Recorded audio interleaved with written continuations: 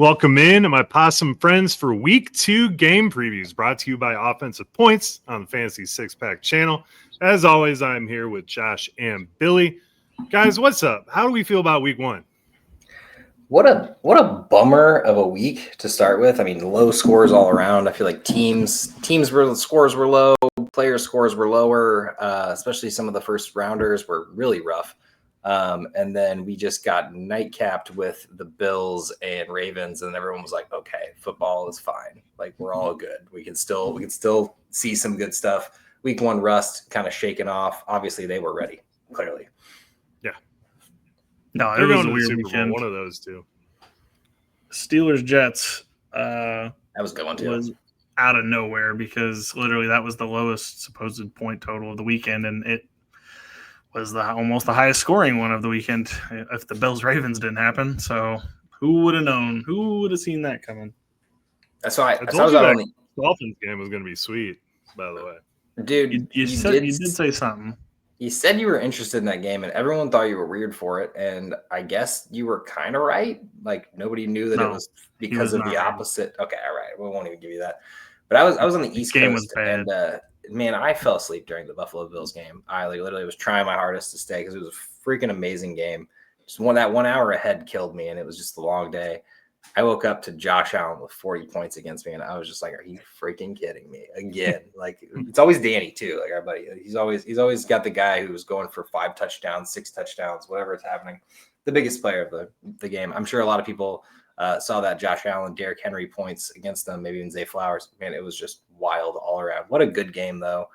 I missed the last 3 minutes of it, and it was apparently the most important 3 minutes. So, man.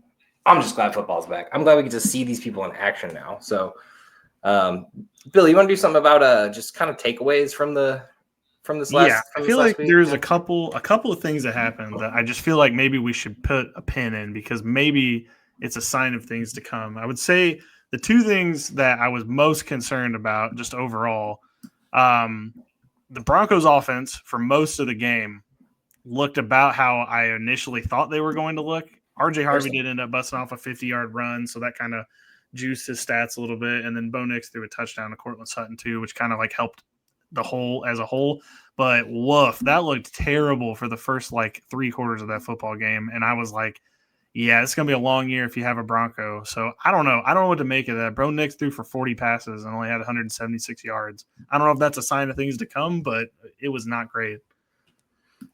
Yeah, I chalk it up to rust, dude. They'll be better. Yeah, the players that were bad, I mean, you got to look at it Justin Jefferson, yeah, sure, he had some stuff at the end of the game. He did bad. How many of these star wide receivers in the first round, Nico Collins, Brian Thomas, just didn't have that? Jamar Chase. The Bengals had 7 yards in the second half of the football game. The whole second half, they had 7 total yards.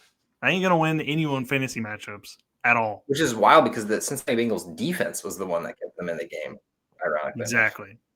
Scary thought there. Did you guys see anything this weekend that concerned you going forward, or maybe something that you're like, didn't think that was going to happen?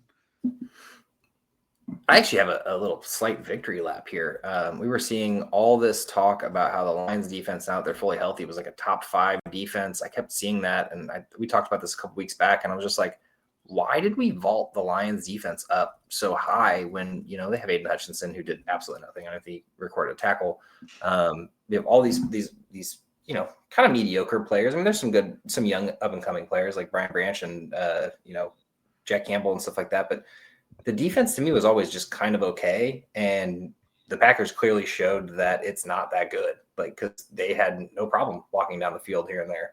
So I just kind of curious as why we vault teams and why all the headlines said, this is kind of adjacent, but why all the headlines said Micah Parsons made waves in the game. He had 1 tackle, 1 sack, 1 play where I'm sure he's obviously still learning the playbook and everything. I'm sure he's not, but we need to just pump the brakes on some of these guys every once in a while. We need to not just immediately bump these people up, bump these people down. So that'd be my biggest takeaway is just calm down.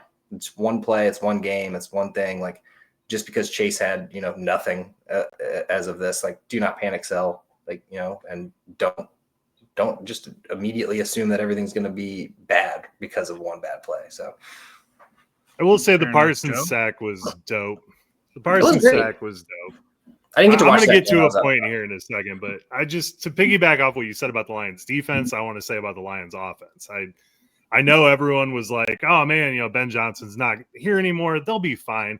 Losing Frank Ragnow and the other guy that they lost this year, you lost two huge components of your offensive line, and you lost your offensive coordinator. And everyone's just like, nah, it'll just be the same as it always was, which they could easily get back to where they were. I'm not counting them out just yet, but I think that next year when we're going through this, if something like that were to happen, we need to put a little bit more attention on it because your offensive line is still an important component for fantasy football. Now, my biggest thing, I'm going to talk about the Seahawks for a second, is JSN with 53% target share in this offense. Mm-hmm. My God, were we right about at least week one for this? I mean, we assumed he was going to get all the work, and then turns out he did. And then to see Charbonnet pretty much kind of take the job from Kenneth Walker, I'm not too worried about Walker. We all know what he was. He's nursing an injury coming into the season. I think we're going to see more of a split than we've seen in the past, but I do think brighter days are ahead for Kenneth Walker. He might be a buy low. I'd go out and try to get him. I mean, they got pretty much even carries and even targets. I don't think it was really like, oh, it's Charbonnet's ball. Actually, Charbonnet didn't even get a target. So Ken Walker's clearly the pass catching back. I'm not worried about Ken Walker. I'm not worried about that split. We knew it was going to be a split is the thing. I mean, even ADP showed that it was going to be a split. Ken Walker was way down and Charbonnet was even further down, but I think people all should have known that we were going to have two running backs in the system. So I'm excited about both players, honestly. Yeah, that's fair. My only other takeaway is, do you guys know who had more rushing yards between Aaron Rodgers and Caleb Johnson in the football game? It was Aaron Rodgers, I assume. Yeah, because Caleb Johnson had, what, 3? He had -2. And Aaron Rodgers' kneel down for 1 yard actually kept him ahead of Caleb Johnson. So, whoops, if you spent a 6th-round pick on that, yeah, you may have gotten him a little too high because it looks like it's the Kenny Gainwell and Jalen Warren show, which can't believe we're saying that out loud, but here we are. What a weird situation. Yeah, so weird. My biggest individual player that I just was like shocked is were we all just like stupid not to think Keon Coleman was like the dude at this? I know that like obviously this is a huge game. Everyone had a lot of passing yards, and honestly, I think all of the wide receivers and tight ends had like 60 yards, but Keon Coleman had like the most targets, the most yards, the most catches, everything. Should we have known? Well, what we should have known is that Jair Alexander sucks, and Keon Coleman was torching him left and right. I mean, that man put on the worst tape Jair Alexander could possibly ask for, and that was just an absolute dredging of one player versus one player. So hopefully he gets a competent cornerback on him next time, but I mean, it was a good showing. We've been hoping to see that. I'm just curious. I know like Coleman was probably like what, like a 9th, 10th round pick. Like it was kind of like oh yeah, Keon Coleman's there. I don't even remember where he was at because I didn't get him in any league. And all of a sudden he's the number 2 wide receiver in fantasy right now. And I'm sitting here like, man, I'm such a big fan of Keon Coleman. I didn't even think about him, just on the off chance that there actually is a number 1 in the Bills. Like it's been so long since we've had that. So yeah, that's true. We heard some rumbling in the offseason, but he gave us nothing last year to assume that he was going to be a wide receiver 1 on this team. And we saw, he got 11 targets. Palmer got 9 and Shakir got 9. So I think it's just going to be kind of what we've seen from the Bills where everyone gets a shot and it'll be someone different each week. It was very split up, but it was also a very high scoring game. So it's hard to really show off one game. The game script definitely. Just sitting there like 27 points from Coleman. I mean, I just would love to know what the like start percentage was for Keon Coleman because I bet in a lot of redraft leagues he was benched. Maybe some dynasty leagues he was put in, but you're just sitting there at that 27 on your bench, and you're like, all right, that sucks. I would definitely that happens. Especially because there was like 5 guys who went over 27 that wasn't a quarterback. So Justin Fields is my only other guy I want to talk about. The eye-opening experience of Justin Fields. I benched him everywhere against the Steelers. I was like, week 1 against the Steelers, I'm not even messing with this. I would have won several matchups had I put Justin Fields in my starting lineup. So I think going against the Steelers, he's matchup proof going forward, or at least until further notice. At this point, I mean, you got to put in there just because of this rushing upside. I did sit him too. It was really sad. I got worked by Josh Allen, so I couldn't really have done anything anyway. But what are you gonna do? You know what I mean? You live and you learn week 1 for sure. All right, let's turn the page. Week 2, and yeah, we'll move forward. We'll try to decipher exactly what we're doing going forward here. All right. Let's start this week's game previews with the Thursday night matchup of the Commanders versus the Packers. I want to give kudos to the NFL. This is 2 good football matches. I mean, we didn't know Eagles-Cowboys was going to be any good. Ended up being a hell of a game because the Eagles just are sleepwalking, Super Bowl hangovering, I guess. But this is an actually good match, Commanders-Packers. So, Joe, going into this one, based on what the Packers did, based on what the Commanders did against the Giants, how are you feeling going into this one? I'm excited for the game. I mean, just to talk about some people, Josh Jacobs is going to be fine, but he has another tough matchup. The Commanders held the Giants running backs to 30 yards on 15 carries for 2 yards a carry, and Tyrone Tracy is better than that. Yeah, we're going to get to that. It's pretty crazy. The running back on the other side, Eckler's shoulder injury, I really think it opens the door for Bill to get even more work. I mean, we saw Eckler out there a lot, but Bill looked really good. And if this shoulder injury lingers for a long time, I think he's going to be the guy going forward. And I loved what I saw at Debo in this offense. I did not expect him to get 10 targets and McLaurin to get 4. That was pretty eye-opening to see. But I don't know, man. The Packers wide receivers, I mean, Dubs played the most snaps. Wicks and Golden had 66%, and then Reed led the team in targets with 51% of the snaps. I don't know what you do with this going forward. I really don't. Reed also didn't he get injured in the game? Was he out for a part of that game as well, or did he? He was injured going into it. Well, I knew that, but I thought he got knocked out of the game at some point. No, I didn't see him miss time. Okay, maybe he did. I know he's all the injuries as per usual. I do like Zach Ertz in this one too, so get some Zach Ertz. Yeah, I feel like the one thing we learned from Green Bay Packers Detroit was that from the defense perspective of Green Bay, the line is amazing. So I don't think McCroskey Merritt is starting yet. Like, I understand why you'd want to. The hype is great. He looked great. There were some big runs. I don't want to. I'm just saying it's good news for him going forward. Oh, for 100%. Yeah. 100%. I'm not saying you're saying it. I'm saying everybody else is because I'm thinking it as well. I'm sitting here like, did I start him? It's Thursday night. I think there's nothing worse than starting someone on Thursday night and getting 3 points out of it. And, nothing but staring that for another 4 days. R.I.P. A.J. Brown managers out there. We're with you. We've all been there.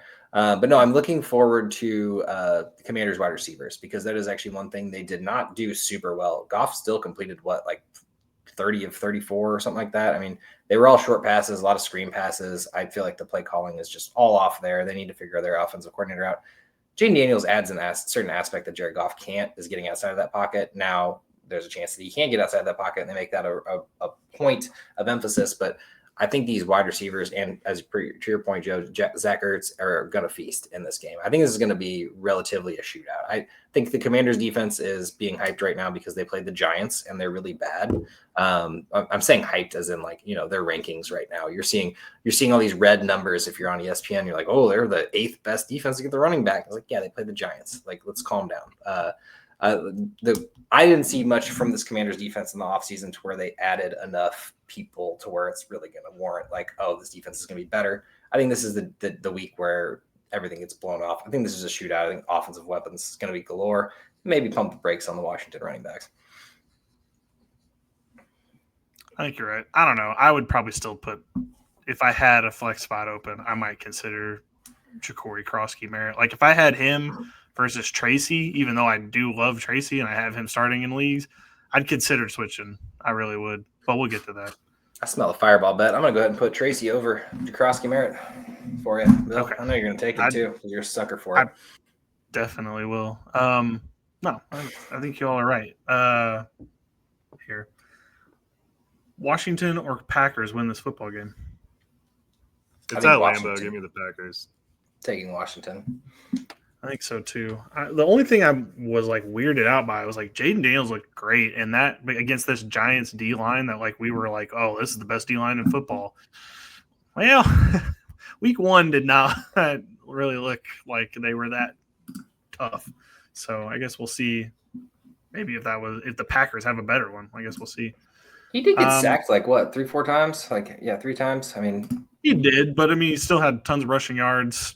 Bill had tons of rushing yards. I mean, I think that's why like this that concerned. That's usually what happens to defenses when the offense can't do shit. They're just gassed at the end of the game. That's also, again, we'll get to the whole Giants thing is a whole debacle. We'll get to it. We'll get there. All right, next game up on the slate is the LA Rams versus the Titans.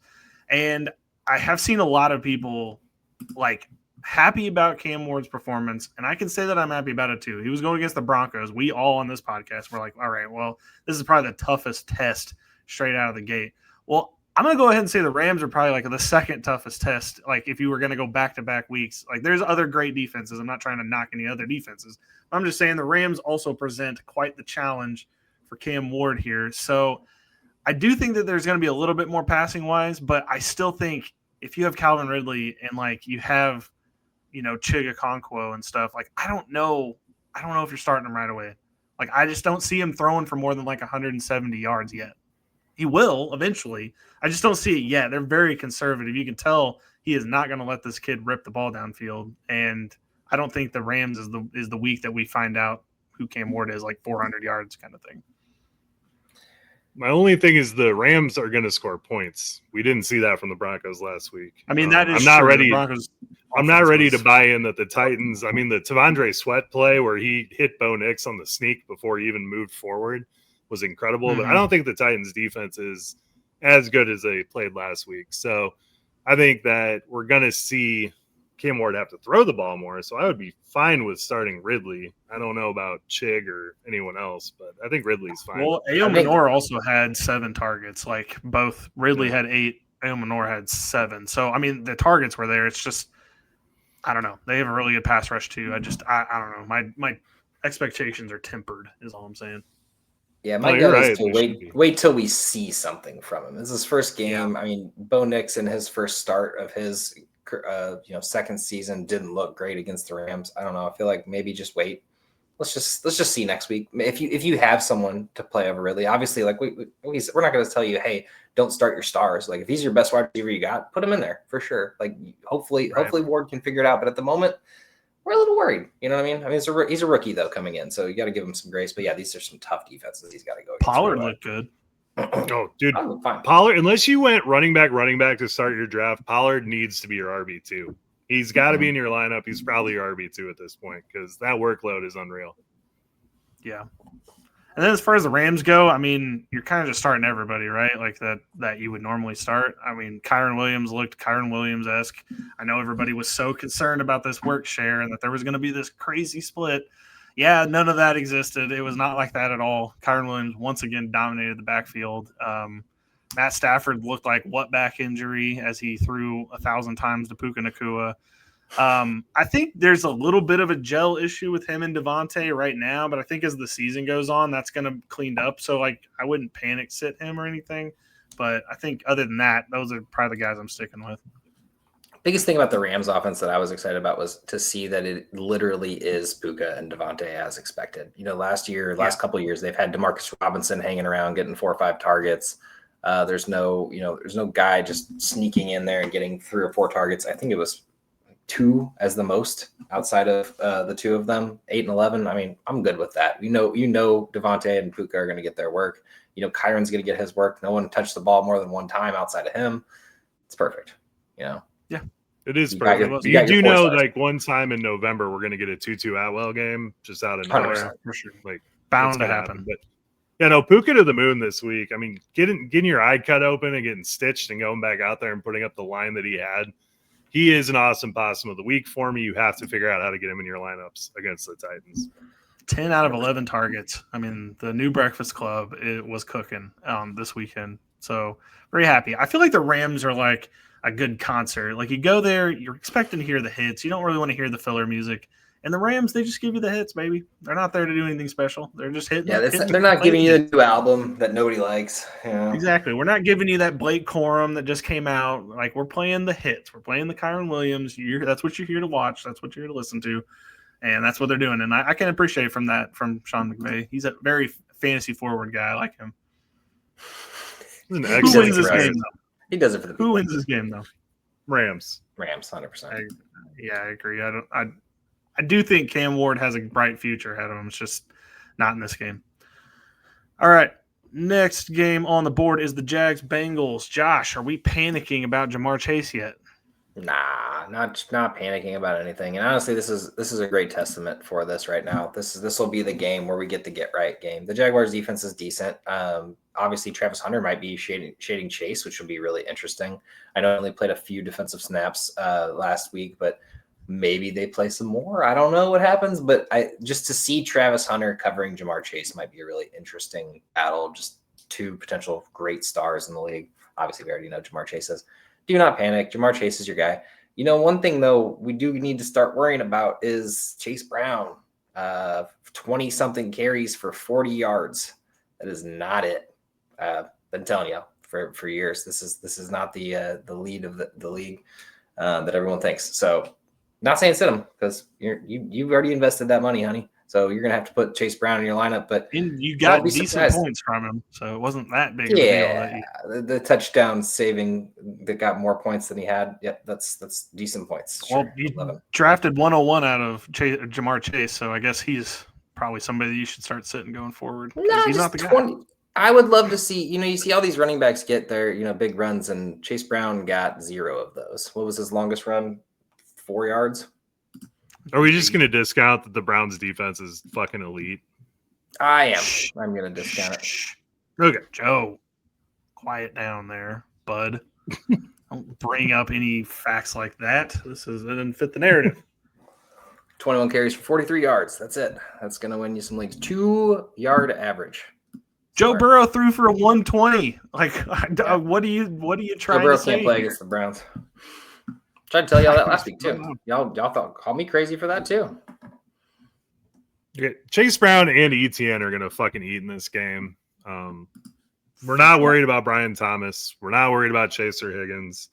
Travis Hunter was one amazing JC Horn play away from like a 70-yard touchdown. So I think everything's pretty up front. My question is with Noah Fant, what are we doing with Noah Fant? Because not yet. Mike Gesicki was just non-existent in this one. I hear you, and I feel you. I just feel like this was just based on just one. This is just a one-off game. I would not. I get it.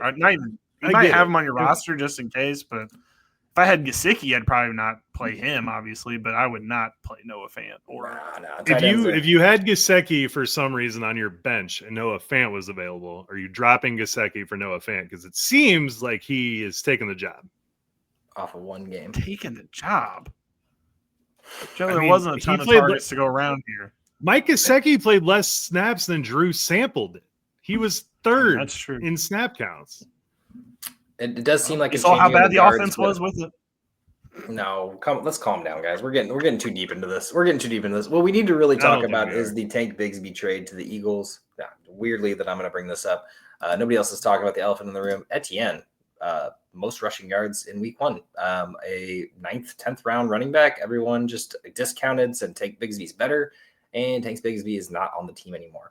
But that does bring up Byshawn Tootin, which should be picked up in all leagues. I mean, at least maybe not all leagues, but any deep leagues that you have a chance to with the roster spot. I want to see what happens this week. See if he gets a decent amount of carries.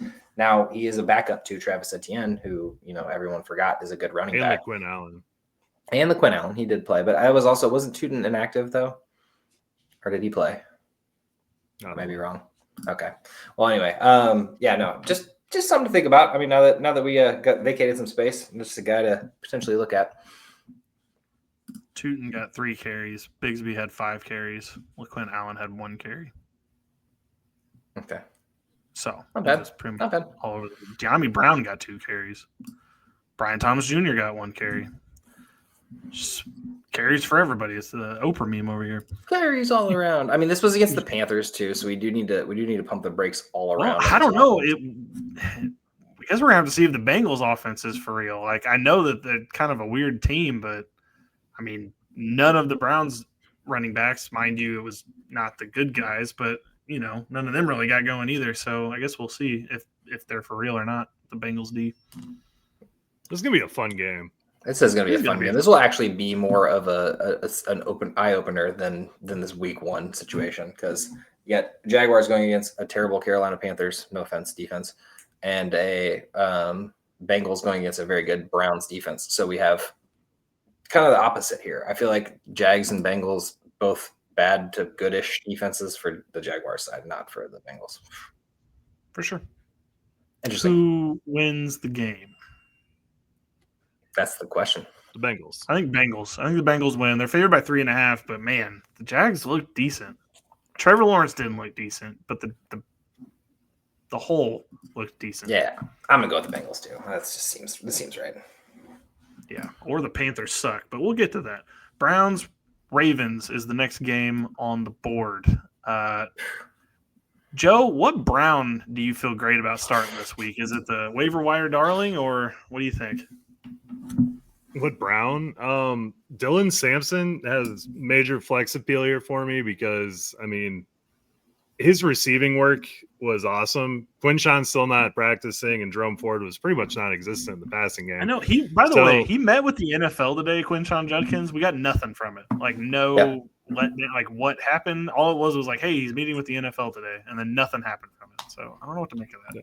And then he was supposed to practice, and then he didn't practice. So who knows what's going on there. But Dylan Sampson, the passing work that he got, they're going to need it against the Ravens. But I'm completely bought in on this Browns defense. I'm honestly downgrading all Ravens in this game. I'm worried across the board for them because this Browns defense is absolutely legit. I know the Bengals played a bad game, but they just shut down a very high-powered offense. The Ravens are probably a little bit more high-powered in a way, but I'm a little nervous about it. So you're starting all your Ravens, but I'm worried about them. And then to answer your question, Bill, it's Dylan Sampson, and I don't think you feel comfortable starting Harold Fannin, even though he did play 70% of the snaps and operates as their wide receiver 3. But got to see it again. I got to see it again before I'm starting him. I'm about picking him up and having him on your roster, which you already know that people already did. But man, it's hard to spot start. Like if you had Evan Ingram or Kittle for that matter, and you picked up Fannin, sure, yeah, that's your new replacement or whatever. Or maybe you picked up Tonjes or Farrell from San Francisco and hoping for the moon. I feel like Fannin's a little bit better safe bet than those two. But it's tough for me to be like, hey, go start Fannin this week. It's the week because who knows, man. Roquan's going to be on him probably, or Roquan looks slow. Did you guys notice that? Yeah, he's getting old. Roquan looks slow. Slow for like 9 years. Yeah, I don't know. I was watching it. I was like, shit. We don't ever win a trade, Bill. But I do think that Flacco is going to sling it, though. So I'm starting Judy, starting Tillman. Revenge game for Flacco, by the way. Yeah. Elite. Old revenge game. Not that he hasn't played them a bunch of times. Yeah, for sure. Yeah, I don't know what to make of this one. This feels like a low scoring game to me. It might be a little sluggish compared to what the Ravens did last week, but who knows, man? King Henry can rip off any run anytime, as we saw last week. So just be ready for that. For sure. All right, who wins? Browns or Ravens? Ravens, yeah. Ravens are favored by 11.5, so it's easily it's probably gonna be everybody's survivor pool pick. I feel like it's a risky one. Everybody's like risky, quote unquote in the bag picks last week for their survivor pool were all like sweats. Like nobody had any of the dominant ones, I feel like. I don't know how you feel comfortable choosing a divisional matchup for your survivor. Yeah. It's gotta be tough. People don't realize that. Need to. The guy on my golf trip last week was like, I picked the Bengals, and I'm like 15 to 16 right now. You better you better start praying. I mean, shoot, even watching Kyler play the Saints, it's like I bet on Kyler Murray. Like, what was I thinking? That's the Kyler Murray experience, though. All right. Next one, it's a New York matchup of the Bills versus the Jets. Do we see another high-powered offense, or do we see maybe a blowout?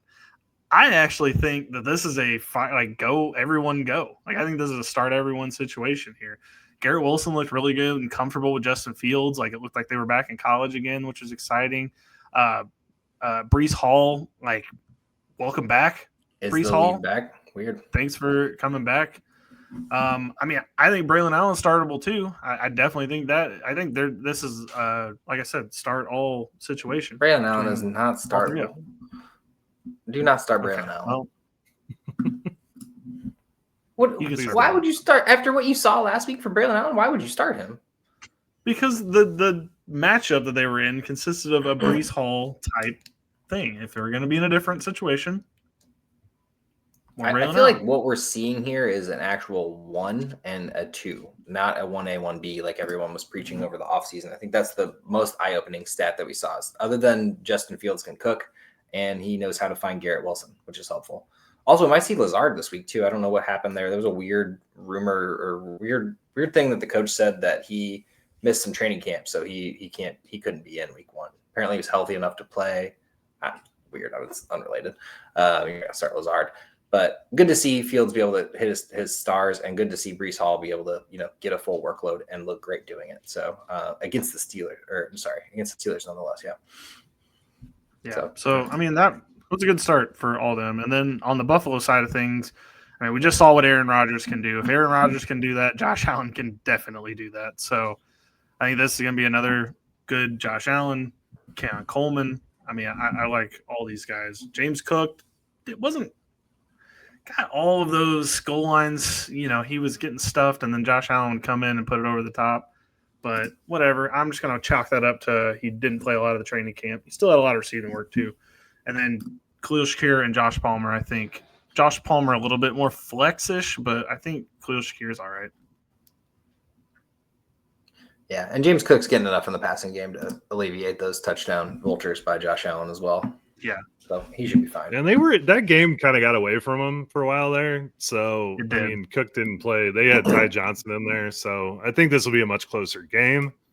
So, yeah, I think Cook plays more. He played 50. It was exciting seeing James Cook actually be the passing down back again, because Ty Johnson had kind of stolen that from him last season, and he wasn't as in there as much, which was nice to see. And then Ray Davis was non-existent. I almost feel bad because I was like, in the beginning of the season, I was like, he's probably going to get a couple of touches every game, and he probably will. But like in a game like this where it's a shootout, Ray Davis might as well have been filling everybody's water cups, based on what he was not doing out there. Poor Ray Davis. Well, he had one run and one pass. Yep. That's it. And that was a 41-40 game. So I should tell you exactly right. I should tell you exactly what Ray Davis was doing all game. So I'm going to hope that this is another shootout, and I actually think the Jets might win this game. Oh, that would knock the Bills back. I know. I do have Justin Fields as an awesome possum this week, because if we saw anything last week, it's that the Bills cannot tackle at all. So they're going to have their hands full with Justin Fields. Yeah, I'm as much as I like to be on the hype train with the Jets, it's tough for me. I think the Bills win, unfortunately. Yeah, I mean, they're favorite. I do think the Bills win. I get it. I'm just like, man, I just feel like I want them to. I want them Jets to win. I feel like I wanted them to win the Steelers game, but what are you going to do? Boswell's going to be kicking 60-yard bombs throughout the game. I mean, it's going to happen. It's true.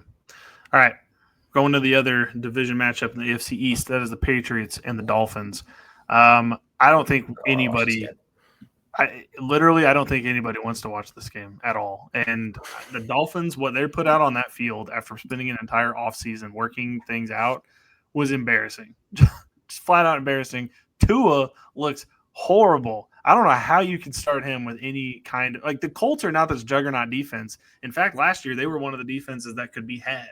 If you were going to go into a game and maybe get some points out of it, maybe not the run game, but the pass game for sure.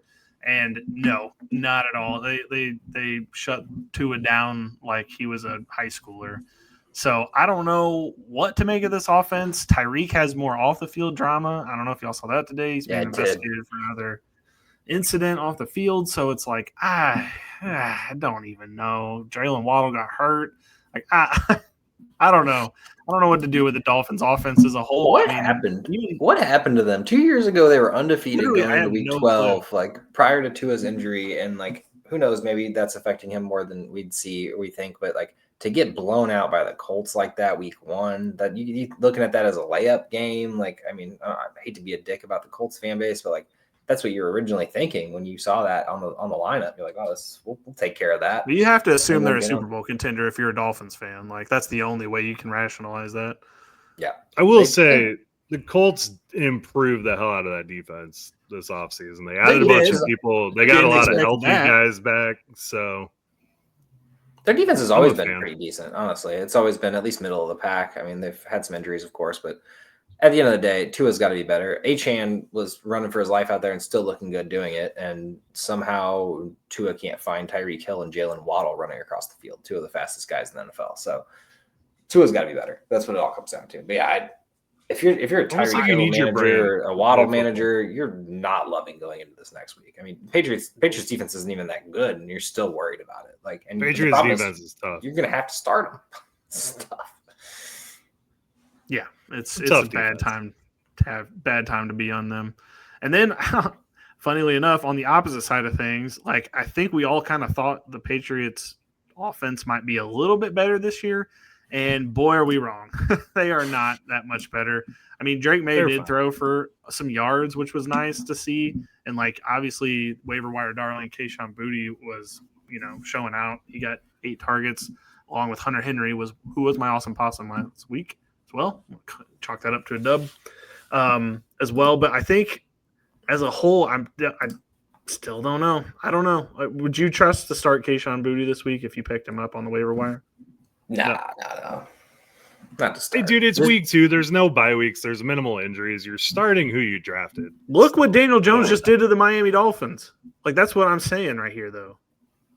This tells me this is the Travion Henderson coming out party and the Drake May coming out party for this year. This offense is going to be good. I don't know why Diggs wasn't playing as much. I guess he's still recovering. But, I mean, Ramondre Stevenson had 2.1 yards per carry. It's the same story year after year with this dude. And this is his chance to maintain this job. And if he doesn't do it this week, it's Henderson the rest of the way. I don't see how you can look at the Patriots coach. It's still bad. Like, they did nothing to improve the offensive line. And Travion averaged almost 6 yards a carry. And that's actually my average. It's not like he ran for 100. He ran for 27. Well, that's my biggest. Yeah, he also had 5 carries, which makes no sense to me because this game was always close. The entire time the game was close, and they decided to throw with Drake May the entire time instead of run the 46 ball. Times he threw the ball.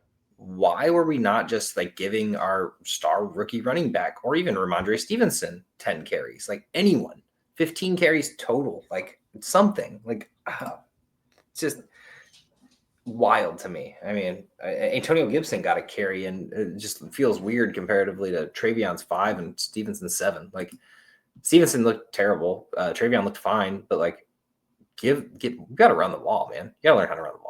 Like that's what it comes down to for the Patriots. That's why they lost this game. You can't just throw the ball 40 times and expect to win and hope for the best. Yeah. And by the way, this is an offensive points shout out to Demario Douglas with an absolute legend of a game. 2 catches, -2 yards, 1 touchdown on 7 targets.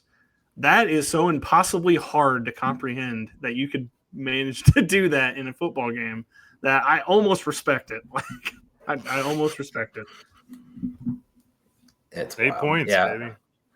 Yeah, no, I feel like all the wide receivers for the Patriots, I'm sitting until further notice. I'm rostering still, like Stephon Diggs. I'm rostering Boutte. I want to see what happens here. I mean, there's just the Patriots are one of those teams where it's like, who is the number one? Is it Boutte? Is it Diggs? Is it going to be one of these other guys?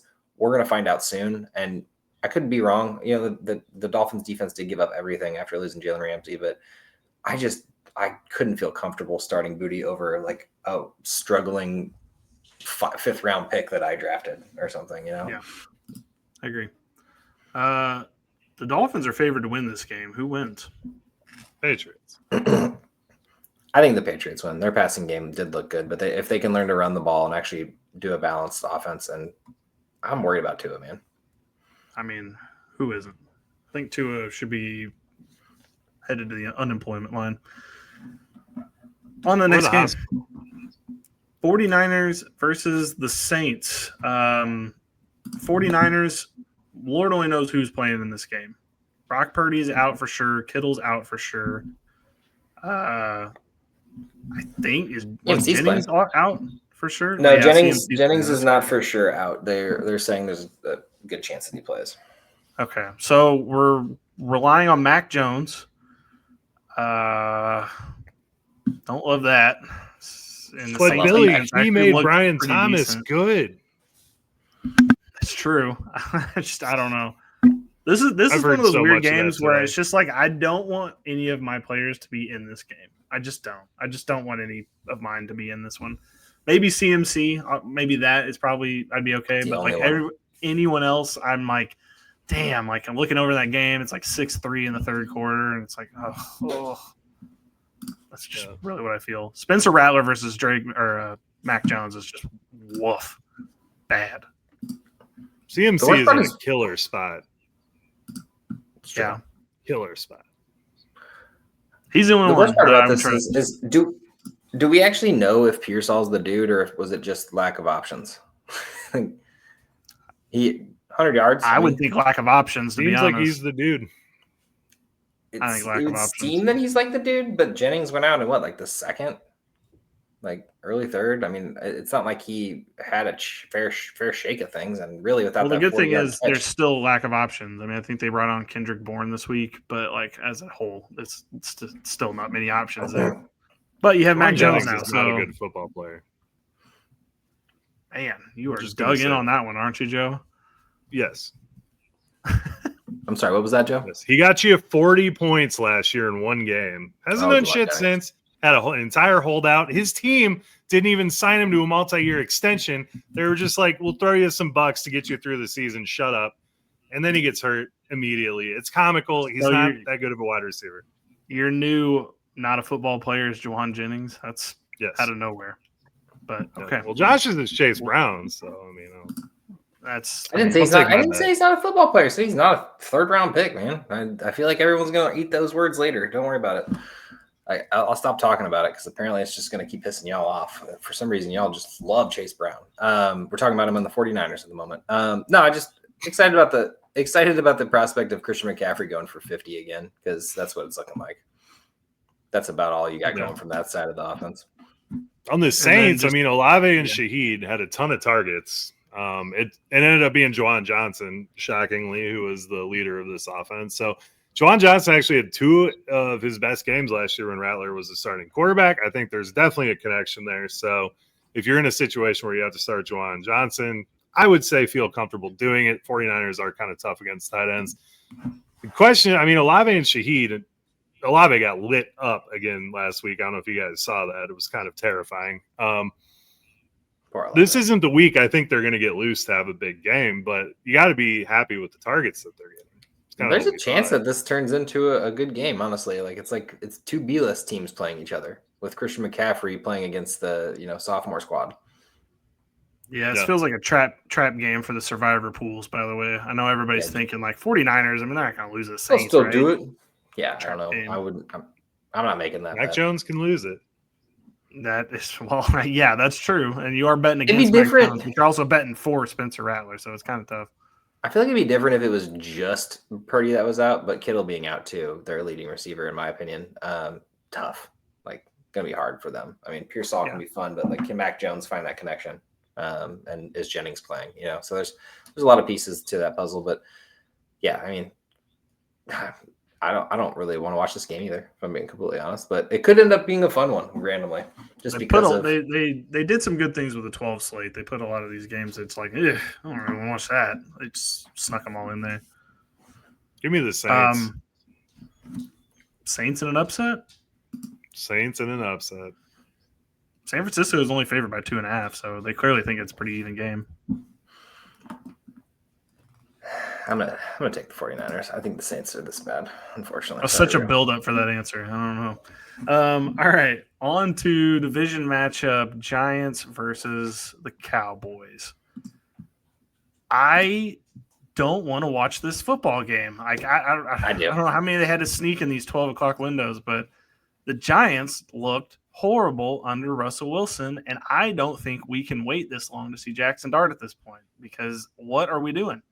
They already said that it's going to be a competition. Literally, Dable came out and said that we'll see if Russell Wilson will be the starter next week. Like, I guarantee he's going to start this week. He's going to. He's going to. But or at least, though. I don't know how much longer, because wow, that was horrible. The Commanders have a decent defense. They don't have that good of a defense, though. Like, they don't have lock you down for the entire game type defense. And I don't even know on the Giants now who you can start comfortably. I mean, Malik Neighbors are going to start, but I'm just saying, other than that, even Tracy, I don't know. Tracy played 80% of the snaps, so. Well, I hear you. I wish he would have done 80% of a good job. Yeah. I mean, Wan'Dale Robinson's a good flex option, too. Tracy. I lost a whole matchup because of Tracy. He was the only L on my team, and now I'm like, I don't even know if I should start this kid. I get it, man. It's tough. I feel like can we just see what happens with Jameis? Like, just put Jameis in for one game. This game. No kidding. It's a healthy scratch last week. It's like, just let him. Neighbors will have 35 targets. Let him cook. And I don't know if I'm buying the Wan'Dale thing. I feel like we did this last year. I will say the Cowboys did a good job of scheming Saquon out of the game. So, not saying that they're a good run defense, but they schemed Saquon out. I don't know if they're going to spend that time and effort on Tracy. I feel like he might be able to slip through the cracks. They might be like, let's go attack Russ and make sure that he doesn't play football again. But I have a feeling Tracy might slip through the cracks this week. I do think that the Cowboys. So this is the fireball bet, right? You think Tracy's going to outscore Bill? Yeah. Did I say Tracy? Was it Tracy? Oh, it was Tracy, right? Yeah, 100%. Circling back. All right. Yeah, honestly, I'm glad that my takes stayed the same at least. I hope I'm taking it, because I will have won my matchup and I'll be happy about that. So I hope I'm taking it next week. Yeah, no. We talk about Javonte Williams. Yeah, we need to. Like, he would have gotten you 8 points if he didn't score 2 goal line touchdowns. Clearly, he's their goal line back, which is great. But it wasn't that impressive.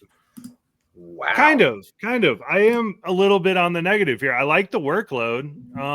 And then we saw Sanders fumble the ball and just give it back to the Eagles, which is pretty funny.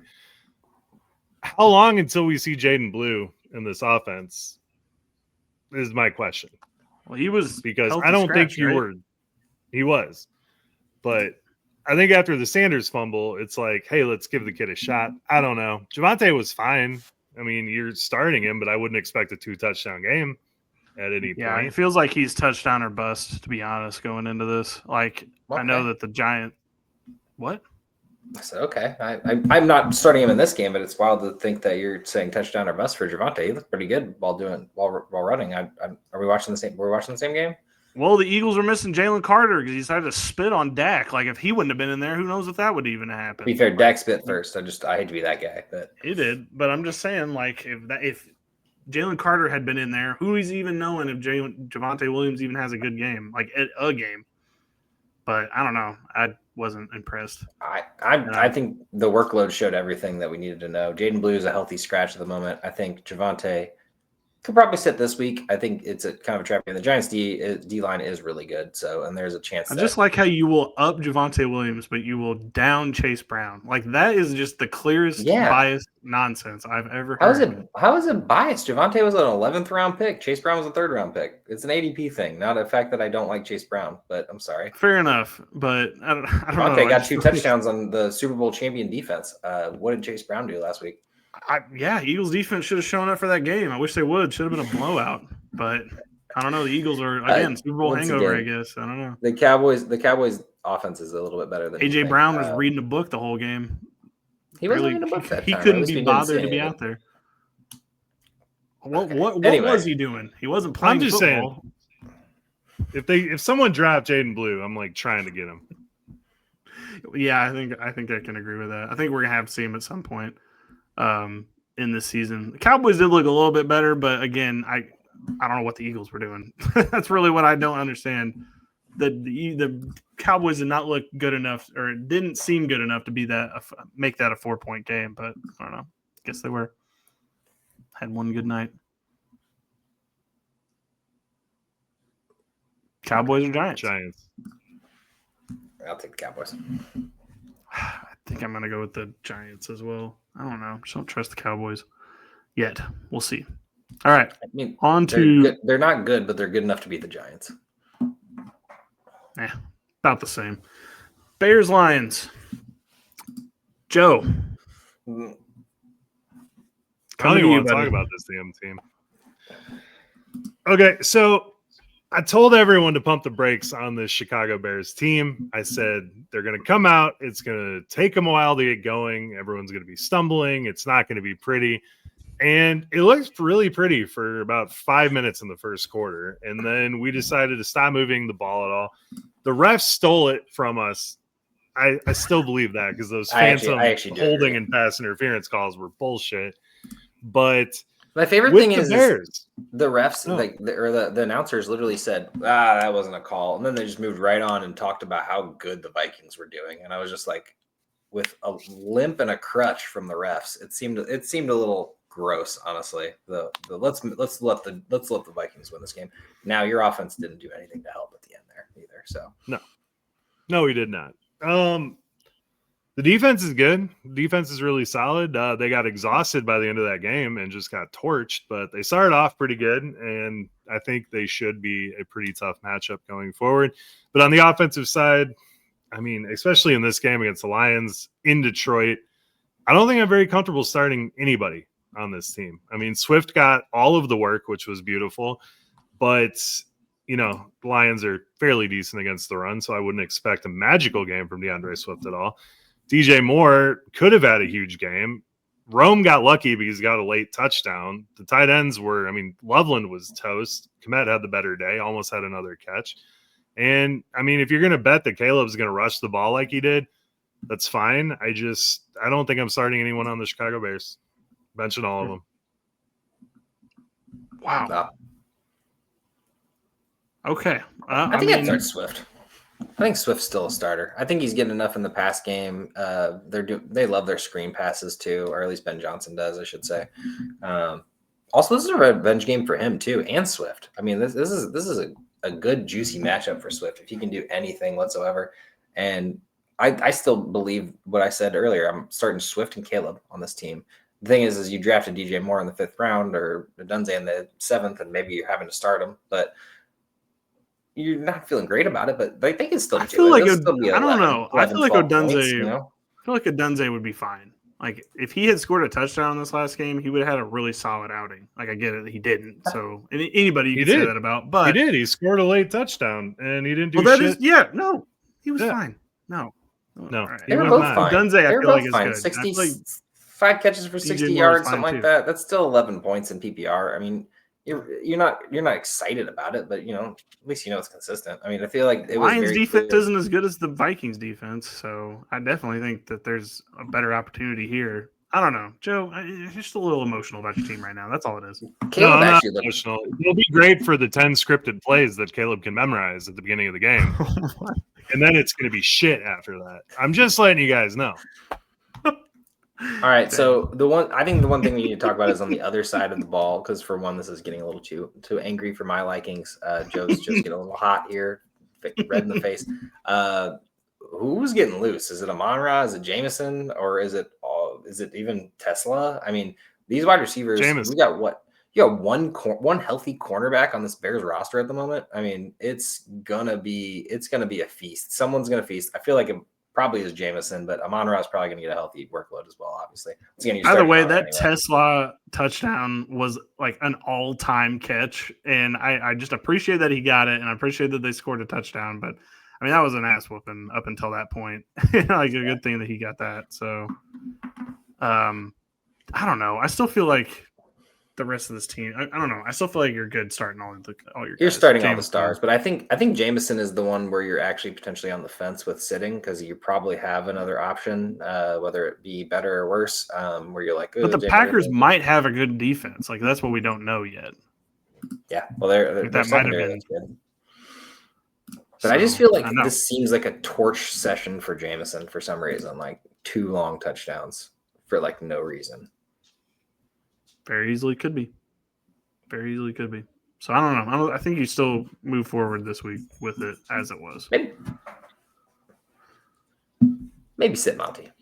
Just maybe. Probably don't have to. Yeah. Probably don't have to start Monty at the moment.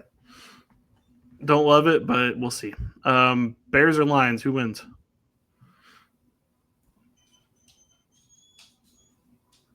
I'll take the Lions. I'll take the Lions. Okay. 100%. Appreciate the honesty.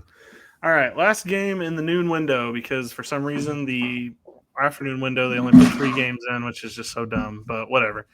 Seahawks Steelers. JSN is going to catch 35 balls in this game. And I'm pretty happy about that. And this man was going in the 3rd round. Wild. I know. Wild to me. And he's going to He did get a little bump at the end of the year though. He was going a little faster, a little higher than he was. Yeah, JSN all day. As we talked about earlier on the top of the hour, Ken Walker and Charbonnet kind of in a little bit of a split. I think you still start Ken Walker and you're definitely flexing Charbonnet if you can or if you have to. I mean, you're probably not in a scenario where you need to. I don't think there's really any running back injuries. Wide receiver injuries were to a minimum. So more than likely, you're like you said, starting your starting roster. But it's kind of a good matchup for him too. Seahawks I feel like they're just going to be this team this year that only has like 3 good guys, and then you just don't play any of the other ones. Yeah, there's no one else. Even Darnold, never even, unless you're in super flex and you have to. I hope you don't have to. For sure. Now, do we think the Steelers are going to recreate what they did last week? That's, I feel like, the biggest question mark here. I don't know. I feel like that was personal. I feel like Aaron Rodgers takes a little break. You know what I mean? Well, as a whole, nobody really had a great game other than DK Metcalf. I mean, Calvin Austin did, but you can't trust that. I mean, you just can't. I was just about to say, Calvin Austin. Is it time we start buying into Calvin Austin? Yeah. I mean, he kind of does it. If you're in a deep league, you could do far worse than Calvin Austin. Well, this is like the 3rd quarterback now that has made sure Calvin Austin is the wide receiver 2 on the team. And it's like there's other options, right? You got Roman Wilson, who was non-existent. You got Skoranek, who had a couple big catches here and there. But it seems like Calvin Austin really is the number 2. And there's even 2 tight ends, too, to go with it. So maybe it's time. Yeah, I think it's time. Jonnu, I think, is going to be a guy. He didn't do much in this game. I get that. But I think he will eventually be good enough. Well, fair enough. Yeah, I was banging the drum on Roman Wilson, and man still is not playing the game. I don't understand. 10 snaps. It's crazy. Yeah, still don't understand it. Running backs, I'm staying away from it from a 10-foot pole. Don't care about Jalen Warren's catching upside at the moment. We'll see. You know what I mean? Hopefully you're not in a spot where you need to start Jalen Warren. I don't think you are. Or Kenny Gainwell. It's just a spec ad at this point. I do. Yeah. I don't know. I like Warren. I think with Seattle, that's the way to beat them is throw it to the running back. Because, I mean, I don't know. Metcalf's going to have this revenge game for sure. That'll be fine. But those defensive backs, I mean, we saw Manawari look really flipping good for the Seahawks, too. For his first game. So almost like we all on this podcast called that, by the way. Oh, they didn't. I think Manawari is going to be out for several weeks. Yeah, unfortunately. No.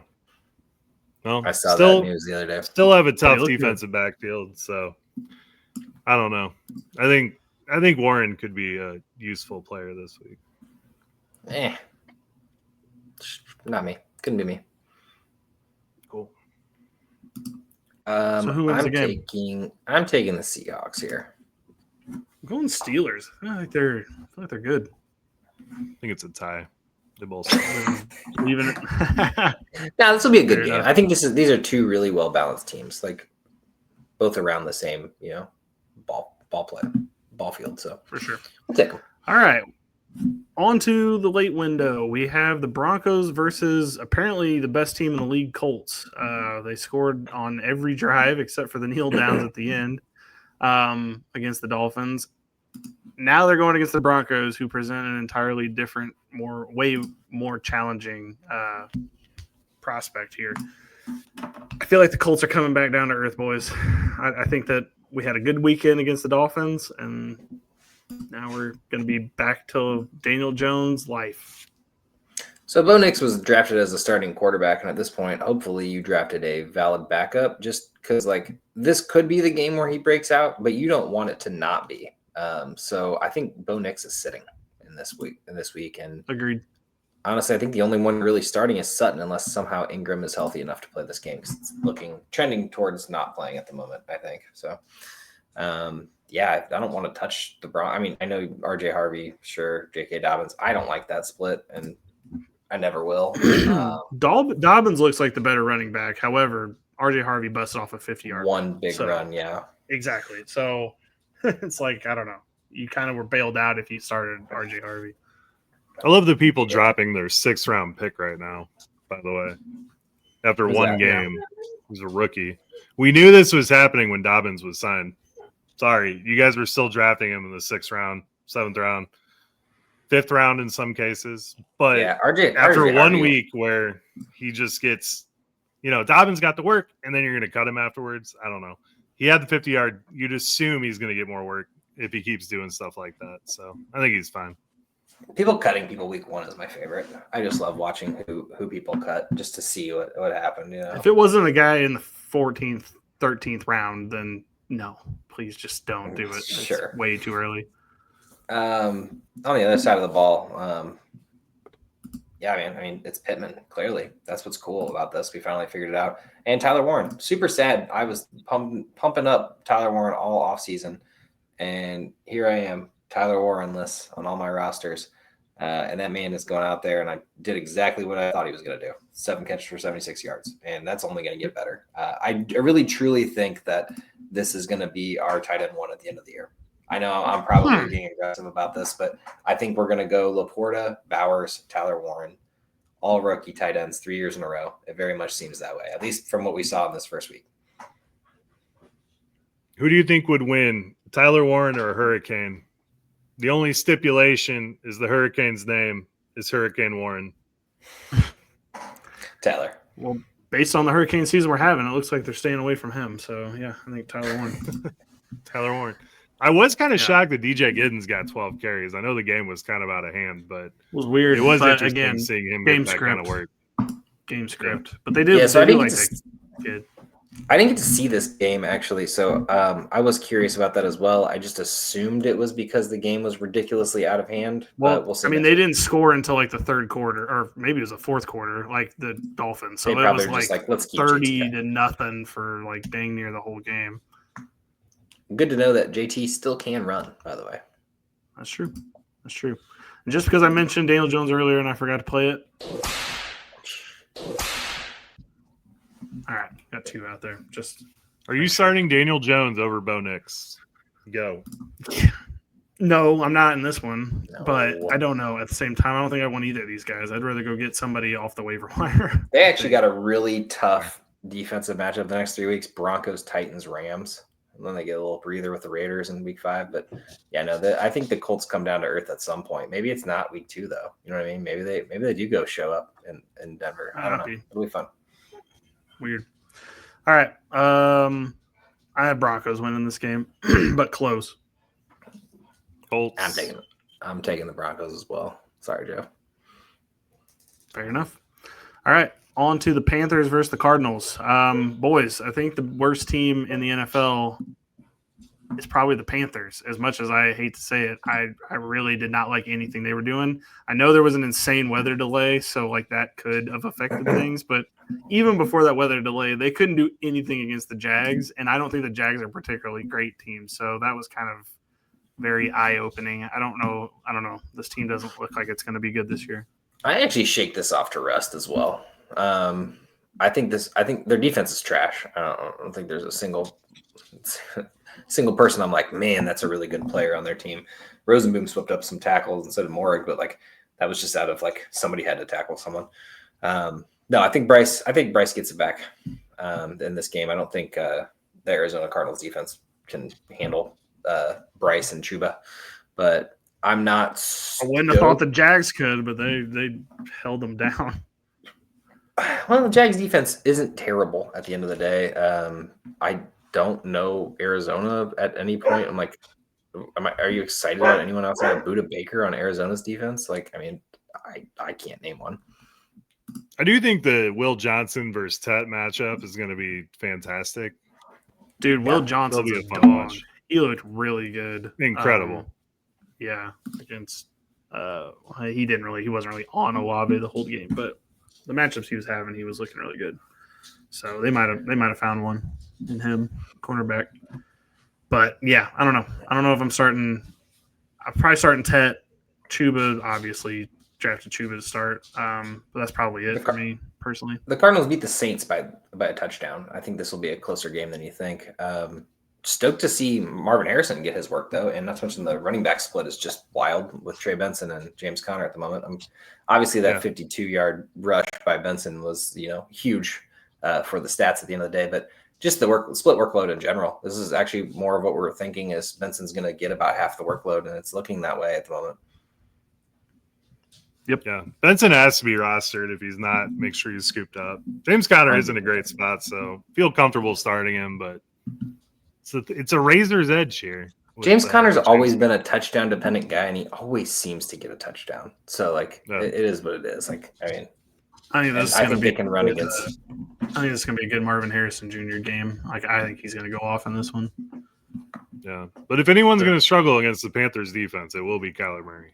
Well, yeah, the problem with Kyler in the NFL is he just makes things way harder than they need to be. Like, just way harder than it needs to be. Truth. But no, yeah, Cardinals win this game easily. Cardinals win.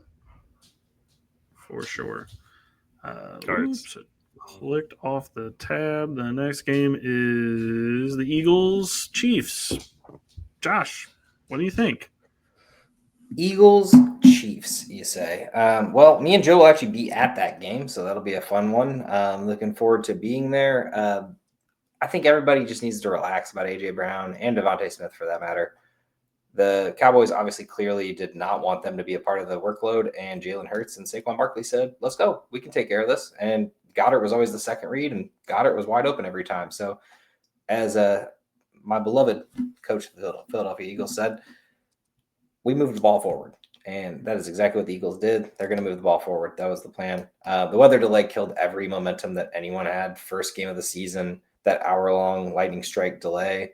Glad to see it somewhere else, but it just felt weird as the first game having an hour-long delay. No scoring afterwards either, so it was like almost a third of a game with no scoring or no anything really. I think we're going to see more of a good game here. Obviously, Super Bowl rematch going to be really fun. I'm looking forward to it. I think it's going to be just I don't want to say a shootout because the Eagles D looked a little sketchy to start the season, but they'll definitely figure it out at the end of the day. And they'll also have Jalen Carter, so that'll be very helpful. You're starting all the Eagle stars as per usual. I think Dallas Goedert proved that he can also be started because you probably got him a little later. Chiefs, I'm a little more worried about all around. The Mahomes, for sure, once again, starter. Pacheco, don't know what to think about Pacheco. And a lot of people are worried about Pacheco right now, but Chargers defense is a little better than I expect, and they just decided not to run in that game, which once again, kind of weird because they've kind of switched to this more run first team. So not really sure. And then honestly, we don't know what kind of status these wide receivers are going to have. So, start your big guns, Mahomes and Kelsey, and then hopefully Pacheco can figure it out. I mean, the Eagles you were able to run against the Eagles. I mean, Miles Sanders broke off a big one. Pacheco should do it. And it's not like they were running with anyone else. So I feel like Pacheco's still in your lineup, right? Yeah, probably. I don't know. After Hollywood got 16 targets, granted, he is a more difficult matchup, and we don't know the status of everyone yet, but I feel like Hollywood Brown's probably a must start at this point. I think you kind of have to, barring Worthy playing. I do think also Juju Smith-Schuster might get a little bump, but I don't know if it's a startable bump. He did catch all of his targets, which is good. Mm-hmm. Oh, and Devonta Smith, Josh, you're right. Devonta Smith to the moon. He kills the Chiefs every time he plays them. And fun fact about this game, it's the only weather-concerned game that we have so far in the NFL. Chance of thunderstorms for this game. Nice. We might be there for a longer time than we projected. Yeah. Go ahead. Go Eagles in your Thunder games. Thunder games. For sure. Thunder Eagles. Okay. Well, I'll actually be in Philly for this game, so that'll be nice. That's in KC. I know. I'm just going to Philly this weekend. All right. I think the Eagles win this. I just don't think the Chiefs have enough right now until they get reloaded. The Chiefs win for sure. Chiefs. Okay, thanks. Like you don't pause like you're like really thinking about it. No, it's my mic, man. My internet sucks. Oh, fair enough. Okay, my bad, Joe. I didn't mean to heat on your mic. I'm just like, what's the dramatic pause for? Like, it felt dramatic though, and that's what matters. All right, the night game on Sunday is the Falcons versus the Vikings. I'll be the first to say I really liked what Penix did in his game. I was kind of surprised at how good he looked. I do think this whole dive for the end zone thing is a little dramatic, and we don't have to do that every time. But you know what? He's putting his body on the line. I can respect that. This is also a rematch of the national championship game from 2 years ago, Penix versus J.J. McCarthy. That's kind of rare, I feel like. I don't feel like you normally see that happen, but it is, and I don't know. That could be fun. I'm not in on J.J. McCarthy, guys. I don't know. He won the game against the Bears. You cannot take it away from him. I don't know. I have some crazy thoughts. I think I should just hold back because I think Vikings fans would get mad. I think the coolest. Okay, so these were two of the teams we had concerns about quarterbacks. Like we were like, hey, we love Drake London, we love Bijan, but like, is Penix the guy? And we were like, we love Jefferson, and but is JJ McCarthy the guy? I think Penix proved that he's the guy after that first game. I agree. It looked really good. I mean, yes, Bijan caught a 50-yard touchdown, and that was mostly Bijan, but he got Pitts involved. Drake London was getting all the targets. I mean, they weren't all caught, and obviously it wasn't all pretty, but I think there's enough here where we're fine. And there was no run game even. I mean, a lot of those screen passes to Bijan and stuff, but yeah, no, I'm actually pretty stoked about Penix, and I think he's one. At least be rostered as your backup. If you had a sleepy, you had him or Nix, you're definitely starting Penix over Nix. Like, I'll just say the thing you have say you had Bryce as your backup quarterback, I'd go pick up Penix right now, immediately, and just. I agree with that. Let's see what happens. I'm not going to start him this week, maybe, but let's see what happens here, especially against Minnesota defense. Yeah, Joe, I think JJ McCarthy is a glorified Tim Tebow. Ooh. I think he's a gamer and a dog and the guy that you want to scrap with, but fantasy wise and actually good football plays, I don't know. We're going to see a ton of those, but is he going to win some crazy games by making some crazy throws every now and once in a while? Sure. That'll happen. But as far as he's going to be a consistently good quarterback week to week, I don't think so. Interesting. I think the Kevin O'Connell aspect of this is what's going to save him. I do think he's getting a lot of love for the Bears just imploding last week. I don't know how I think about him. I don't know how I feel about him. I feel like it's hard to judge this guy off one game is what it comes down to. I mean, I know that he 20 passes. I'm sorry. I know that we should wait and see, but he didn't do anything in this game. The Bears did implode. This was not. I don't think he deserves the love. Everyone was giving him way too much love on that. Their offense really moved down the field. And you look at 20 the passes end of it for 140 yards. Literally, this stat line: 143, 13 for 20, 143, 2 touchdowns, 1 interception, 2 rushes for 25 yards and a touchdown. If I told you Tim Tebow did that, you would not be shocked. If I read that stat line, you'd be like, "Was this Tim Tebow or was this JJ McCarthy?" You wouldn't be shocked if it was Tim Tebow. So I don't know. I'll give him props because that was his first game. So I will It was. totally give him props for that. But the Bears imploded. Darnold looked better, but also too. But whatever. It's water under the bridge. We don't need to keep going over it. But I want to talk about this Jordan Mason, Aaron Jones split and how we should project that going forward because it was 50-50, and Jordan Mason looked so much better than Aaron Jones running the ball. He really did. Aaron Jones salvaged it with that catch at the end to save his fantasy day. Appreciate that. Concrete shoes. That's what Aaron Jones runs like. Yeah. I'm just wondering how long, before it's more in Jordan Mason's court. I mean, assume it's going to be like week 5 and later. Mason. Yeah, maybe even sooner, man. Mm-hmm. But we need the quarterback to work first for that to be a case. You can't get anywhere. It's hard to judge this run game by this no pass game. So, yeah. And the only other thing is Drake London. We thought he was going to miss some time. It turns out he's probably going to play. Do we just assume that he's going to be 100% here? I mean, with the amount he was eating or getting fed in this offense, if he catches 50-60% of those, he'll have a good day. But with the shoulder, are we worried against the Vikings? Just want to not take hits at the end of the day. Yeah. But I think Mooney might be back in this game too, so that might help alleviate that issue. But no, yeah, I mean, if London's playing, he's in your lineup, man. At the end of the day. Yeah. But yeah, you can be worried Agreed. all you want. I think Atlanta wins this game. I think Atlanta wins too because I just don't see McCarthy winning 2 primetime games in a row. But again, he's got this weird it factor like Tebow did. I'm going Vikings. You can't let that. Okay, fair enough. Their defense is good. I hate making the comparisons. We get off of that. The Broncos also had a good defense when other people were there. All right.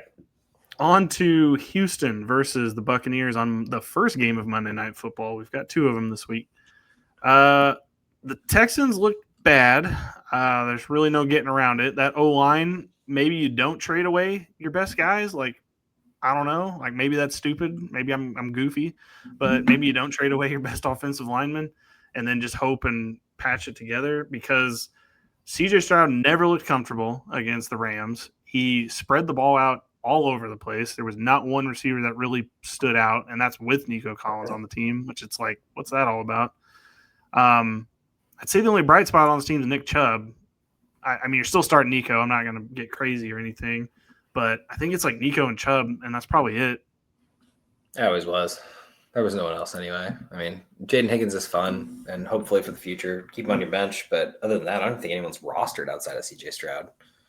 No, and Hutchinson played more snaps than Jaden Higgins did. So I know. I don't know what you do concerning, with by the way.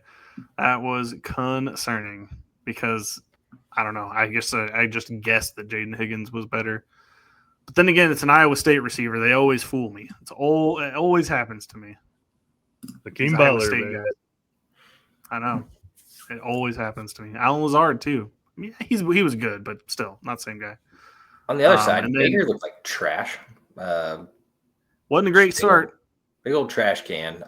Couldn't find Mike Evans to save his life. And then Emeka Egbuka salvaged it with poaching the 2 touchdowns. So, I mean, the one was definitely awesome. But Egbuka and Evans are clearly the only people that you can start on this roster outside of Bucky.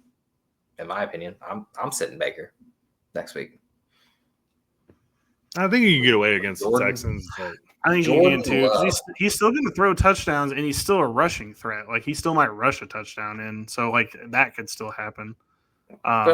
You're not worried at all, against the Texans defense? I mean, old man Stafford with a back issue just threw for 248. And Puka put up 130. So I'm not really worried. I'm more concerned. I'm not concerned, but I'm more surprised at how well the Falcons looked. I thought these guys were going to Falcons. I don't know. They look decent to me, in the game. I wouldn't say they had a crazy pass rush, but the secondary looked decent. I was gonna say, I feel like Baker had all the time in the world and just couldn't do anything with the ball at all times. Yeah, I don't know. Egbuka looked fantastic. I don't know. Misses. He only had the 4 catches, though, which is the least little bit concerning for me. The Falcons did play some pretty good defense, but I would like to see him more in that Chris Godwin role, getting, 7-8 catches instead of just the 4. But it was his first game, so I'm not going to read too much into it. I just wouldn't be surprised if some people are let down slightly this week by him. Potentially so. Yeah, well, I will say, got 2 touchdowns last week. It's probably not going to happen 2 weeks in a row. So yeah, and if he's only catching 4 passes, then especially with Mike Evans not getting any. I will say that Billy Bowman kid for the Falcons looked real good. I liked how they used him a lot. If he's not rostered, if you're in an IDP league, he even had like a half sack. Like I liked what I saw from him in that game. And again, secondary looked pretty good. So I don't know. They may have changed that around and just not fixed the pass rush. But this will be a decent game, I think. I hope. I could also see it being low scoring, but whatever. Hopefully it's not. I'm voting for the Bucs to win, even though I think Houston's got the better overall team. I do think the Buccaneers are going to win this game. I think Houston cooks. I think the Buccaneers defense loses this game at the end of it all. For sure. All right, well, let's wrap it up with the last game on the slate. That is the LA Chargers versus the Las Vegas Raiders. Guys, the Chargers looked pretty good. And Quentin Johnston, our old friend, also looked pretty good. But it might have been a Brazil thing. What do you guys think? I am not. They can't possibly throw as much, right? I mean, they can't possibly throw the ball as much as they did against. Not against this team. Not against this team. They have to throw against the Chiefs. You have to make sure you win the game against the Chiefs. You got to keep the ball. I just think everyone with Allen and Quentin and Lad McConkey are all pretty confident, and one of you 3 is going to be let down because there's no way they're sustaining 3 wide receivers. It's QJ. And it's tight. It's clearly QJ. It's Lad and Keenan, and QJ's the 3rd at the moment, and I think he gets vaulted at some point. But at the end of the day, it's good to see QJ finally do something. Well, here's the thing. It was the full QJ experience because he did have like 2 drops where you're just like, oh my God, catch the ball. Like it's right in your hands and you still dropped it. It's like it was like the full array of QJ because then you got the 2 crazy touchdowns. You're like, oh, that's awesome. I think Amarion Hampton has a huge game in this one. I hope so. I really do. I mean, 16 carries. People panicking on that is don't. Yeah. If you're panicking, don't. Speaking of panicking, on the Raiders side, I get that Genty didn't have the best game in the entire world. I understand. However, I think better days are ahead. The O-line didn't look great to me for the Raiders. They might need a couple of games. The defense looked good for the Raiders, but the O-line was a little shaky for me. And I think even though Ashton Genty is good at shedding defenders, might take a couple of games for him to get used to like shedding NFL defenders at the same rate. I think he thought once I got to the NFL, I'll actually have an NFL O-line, and then not quite there yet. I'm not gonna lie to you. This is exactly what I expected from Genty. Not quite as bad, honestly. And it's not even because of Genty. It's because of this team. There's nothing around them. Yeah. Like you got Brock Bowers and Jacoby Myers out there catching balls, and yeah, that's great and all. But you got Genty running the ball, and it's very clear when Genty's running the ball. Like, and then once he touches the ball, it's okay, go tackle him. And there's no one blocking for him. It's just him against every defender on the field. So that O-line needs work. I saw a lot of teams out there picking up players, for whatever they're missing, whether it was a cornerback or a defensive tackle or whatever it was. Like you saw, hey, this team got shredded in the past game. They go work out a cornerback that's in the free agent market. I see the Raiders do anything, which is just wild to me. Like, hey, our offensive line sucks. Maybe we should go get another one. Like, please trade for one. I mean, sorry. With all that being said, Geno looked good. I mean, I was pleasantly surprised there. He was chucking that ball down the field, and I did not know that's where that was headed at all. Geno was good these last couple of years with Seattle, and I thought it might just be a weird thing with Pete Carroll. I was like, I don't know, like, is this real? And it really is. Like, Geno's a good quarterback, or at least under the Pete Carroll system. And the biggest shocker for the Raiders of anything, Devin White, 11 tackles, back from the dead. Everyone thought Devin White was a goner. And he just comes back and drops 11 tackles on the Patriots, which was like, whoa, where did that come from? Cut from the Eagles last year. Yeah. And then he went, I think, didn't he go somewhere else too? And he got cut from there. Might have been the Bucs again. I think he went back there again and they still dropped him. But good for him. He found a way. I do remember him going somewhere. Well, it could have been Houston. I don't know. He went to a different team and they also didn't use him at all. It was Houston. But yeah, not to lay it on Genty anymore, but two of the toughest matchups to start the season that a rookie running back could possibly have. So, yeah, I think better days are ahead for Genty. Right now I'm sitting here a little worried. I do have him rostered in the league, so not super stoked about starting him. Yeah, for sure. Man, I don't know. I really think the Raiders might win this game. I think the Chargers are on such a high from beating the Chiefs in Brazil that I think they might just play not totally focused on this one. And I think the Raiders might sneak this one out. I'm going to go with the Chargers. Yeah, I'm Chargers too. But I do like the Raiders. I don't know. I just have a vibe about it. I'm mostly just looking forward to this doubleheader Monday night. I'm going to be staying up till 1 in the morning, and I'm just looking forward to it. And Monday's going to suck, but we'll figure it out then. I'll be on the East Coast, so I will be late. I don't even know when. Does that mean that game starts at 10 on the East Coast? If it's 9 o'clock here, wow. I don't know how that's going to work. But all right, it's all good. We living it up. Figure it out. For sure. All right, gents. There's week 2 of the NFL slate. Did it. We done did it. Done did it. Guys, have any closing thoughts here? Anything that you're looking forward to this week that didn't look forward to last week? Y'all will be at the game, so that's pretty exciting. Yeah, I'm looking forward to the rust being shaken off, right? I don't think it's quite shaken off for all these teams. We had a really low-scoring fantasy performances for a lot of big stars. I think the rust gets shaken off a bit here, right? I think we're getting more higher-scoring games. I mean, a lot of leagues I was in was some of the lowest-scoring games I've seen. There was under hundreds in some lower-scoring leagues, and then there was 120s in our league, which is usually 150s. So I think we're up for better games in the future. I mean, just every league that I'm in, obviously all the scorings are different. You just see where your averages usually are, and they were well lower than usual. And I think this week we kind of get back on track, and I'm looking forward to that. Definitely looking forward to that. I'm looking forward to missing the Bears game for the majority of it. So somebody will have it on a TV in the parking lot. Don't worry about that. Hope not. By the way, the passing leaders through week 1, just to close it out on this. Josh Allen, number 1, obviously, because he threw for 400 yards. Geno Smith, 2. Justin Herbert, 3. Michael Penix, 4. And Joe Flacco, 5. Love that. Couldn't have guessed that that's where we would go based on where everyone in that list was drafted. Other than Josh Allen, those other ones were basically free at the end of drafts.